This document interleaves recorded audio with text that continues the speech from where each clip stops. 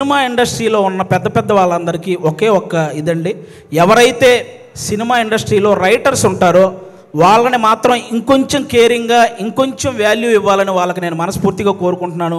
ఎందుకంటే రైటర్ అంటే వాడు ఇచ్చింది తీసుకుంటూ చెప్పింది రాసుకుంటూ వెళ్ళిపోతాడనే ఒక చిన్న ఆలోచన నుంచి రైటర్ అనేవాడు ఒక్కసారి నాకు ఎందుకులే అనుకుంటే ఇండస్ట్రీలో ఎవ్వరికీ పని ఉండదు అనే ఒక పెద్ద ఆలోచన చేయాలని నేను మనస్ఫూర్తిగా కోరుకుంటున్నాను. ఎందుకంటే సినిమా ఇండస్ట్రీకి రైటర్ అనేవాడే ఒక హార్ట్ లాంటి వాడు. గుండె కొట్టుకోకపోతే ప్రాణం పోద్ది, అలాగే రైటర్ అనేవాడు పెన్ను పట్టుకోకపోతే ఖచ్చితంగా సినిమా పోద్ది.